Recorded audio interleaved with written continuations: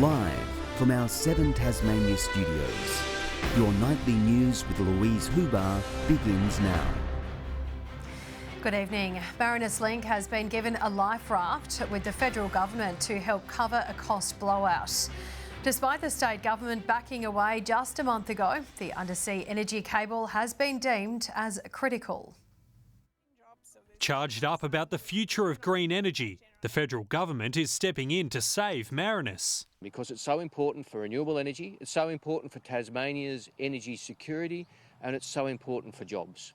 Under the original deal, 80% of the cable was to be financed through low-cost loans, with the remaining 20% split equally between the Commonwealth, Victoria and Tasmania. But a cost blowout from around $3 billion to near double prompted the state's request for a new deal. Now the Commonwealth will cover some of Tasmania's equity contribution. There's also the option to sell our share to the federal government. We firmly drew the line in the sand, and very pleased to see that this deal today is very much on Tasmania's side of the line. The plan has been for 2 750 megawatt cables. Now the first will be commissioned before deciding on the second. If only one's installed, Tasmania pays around $110 million up front. If both are, it rises to around $200 million. We're still very interested in Cable 2, as is the federal government, but we want to do the homework and to ensure that the numbers stack up. It's been a long road for Marinus. This month is 10 years since the Liberals first started talking about building a second interconnector. They haven't laid any cable, they haven't built any transmission, they haven't got any approvals. And there are still unknowns, like how much the necessary transmission upgrades in the northwest will cost, and how paying back the billions in loans will affect power bills over the coming decades. Independents Lara Alexander and John Tucker say today raises more questions than answers. What we want to do is put downward pressure on energy prices for Tasmanians as part of Marinus Link. We also, of course, need to meet net zero. There's been recent concerns about accessing new energy for expansion or decarbonisation. The state's peak business lobby says a link to the mainland grid solves that and kickstarts stalled developments. We have a number of businesses telling us that they're ready to go once the tick has been given for this project. A final investment decision still expected next year. Josh Duggan, 7 Tasmania News. The Liberals have spent the day on door-knocking duty, working with volunteers to continue the push for a voice to Parliament. The group says it's an opportunity to educate residents about the disparity gaps between Indigenous and non-Indigenous Australians. The conversations we're having are about recognition, about listening and respect. Right now the federal government has special powers to make laws about Indigenous people. What we're saying as Indigenous people, we want to say in those laws to ensure that they have a positive impact. Organisers say more than 30,000 people are on the ground lobbying for change around Australia, with the referendum just 6 weeks away. State Parliament returns this week with crossbenchers to table bills aimed at public services. Metro buses will be free if Greens members get their way, with the party saying there are plenty of benefits. It would help reduce antisocial behaviour, increase patronage, reduce congestion on the road and ultimately deliver a better public transport experience for users. David O'Byrne wants minimum standards around blinds and curtains for social housing written into law, with none currently in place. It's about treating social housing tenants fairly, the same as any other tenants in the private market. The government won't table the Commission of Inquiry report that's been handed in, waiting until September 26. Father's Day events have been held right across the state as Tasmanians celebrate all things dad. Some opted for laid-back luncheons, while others tapped into their creative side. Moulding lasting memories in the name of Dad. Gave him lots of hugs because he's so nice all the time. He's really cool and he always does lots of adventures with us. A Father's Day edition of a pottery class proving to be a rolling success. My dad really likes pottery and we thought it would be a fun way to celebrate Father's Day. Just a good experience for the kids and a good way for us to bond together and have fun, really. It's a nice way to connect whilst doing something. From arts and crafts to supercars for super dads. Oh, I love my cars. I love the McLaren. Really nice yellow Corvette downstairs. A special motor show with a little extra meaning. What a better way to spend Father's Day than supporting variety and having a look at those pieces of art, really.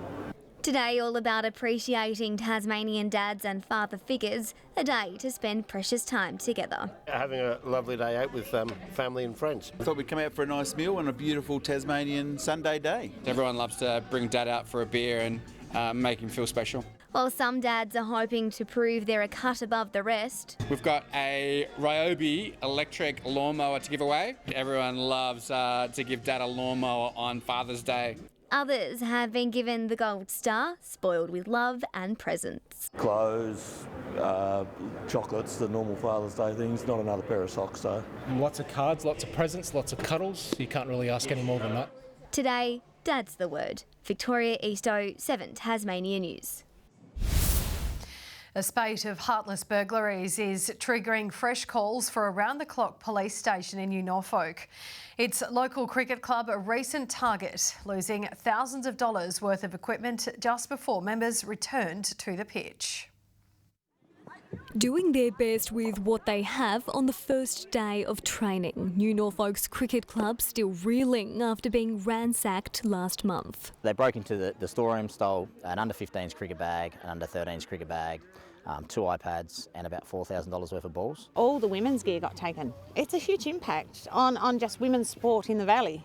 The overnight criminals kicking in 7 doors and leaving behind a pile of mess, as well as a fear they'll return. If we get this gear again, am I going to have to cart it all home every time just so I know that it's safe? We're trying to make cricket really affordable for everyone in the Derwent Valley, and this is just heartbreaking. And for them to target kids, I just don't understand it. And it's not the first time they've been preyed upon. More than $20,000 worth of electronics stolen just 2 months ago. We now have alarm systems, we have cameras, the doors have all been reinforced. Locals are now pushing for a 24-hour police presence with the New Norfolk Scout Group and a community pantry also targeted by thieves in the past week. Gives the police their due, you know, they do the best they can and they travel from Bridgewater, but still there's still like a 30-minute delay for them getting anywhere.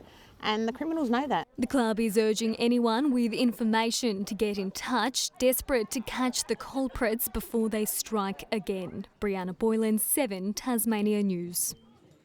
A new round of funding is now available for training providers with immediate and unexpected needs. The Train Now Fund program aims to improve outcomes for those learning a trade. A total of $1 million in funding has been allocated for the program. More information can be found on the Skills Tasmania website. Rachel Lee will meet South Launceston next week for the preliminary final in the NTFA. The Tigers defeating Longford by 26 points at the Hillwood Recreation Reserve this afternoon. The winner of next week's match will then move on to face the Hillwood Sharks in the grand final. In reserve grade, Longford will meet Bridgenorth for its preliminary final. The women's teams put on a show this weekend in the Super League as well. Devonport was in the lead early on at Kelvedon Park before Taroona made a comeback, clinching 2 goals in 2 minutes.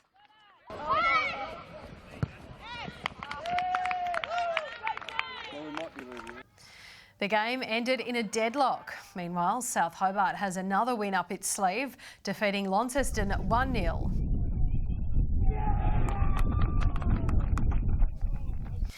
The club staying put on top of the ladder.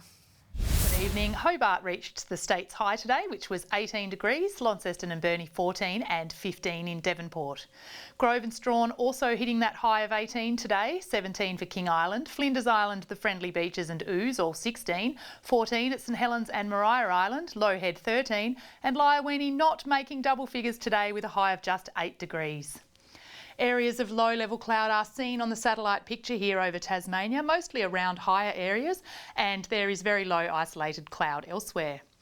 Queensland has patchy low-level cloud and a few thunderstorms around the southeast. There is scattered low-level cloud seen around southwestern WA in a cold air stream with a mid-level cloud band extending from near Geraldton to the southeastern corner of the state. Tomorrow a high-pressure ridge is over the mid-west of WA, a cold front is over southern WA and a trough runs from Broome to a cold front over western Victoria. A look to coastal waters now. Winds 20 to 30 knots, reaching 35 knots in parts about the far north and central west in the morning and early afternoon. Winds 15 to 25 knots about the central north, tending northwesterly 20 to 30 knots in the west later in the day. Swells up to around 3 metres. There is a gale warning for the far northwest and central west coasts and a strong wind warning for the upper east coast, the lower east coast, the central plateau lakes, the southeast coast and the southwest coast, including Frederick Henry and Norfolk Bay and Storm Bay and Channel. A sunny day in Hobart tomorrow, 21, 19 in Dover and 21 for Ooze, a shower or two. Launceston 20, 17 for Devonport and 18 in Scottsdale, all with showers increasing. Showers increasing in the west also, Burnie 16, 19 at Strawn and Stanley 17 degrees. A shower or two in the east, 18 in St Helens, 19 at Swansea and 20 for Ross. Looking ahead now to Tuesday, showers easing during the day and snow down to 700 metres. On Wednesday, showers about the west extending to the north in the late morning, fine elsewhere, and showers about the north extending statewide during the day on Thursday. Sunny in Sydney tomorrow, 21, Darwin 33, sunny there, and Perth 20 degrees and a shower or two. Right now, clear skies in Hobart 12 degrees, Launceston clear skies also 10 and Devonport partly cloudy 11. And Lou, don't trust big changes in the weather, it's just a front. I love it. Thanks for that, Carmen. That's all your news for this Sunday evening. Thank you for joining us. Kim and the team will see you tomorrow. Have a lovely night.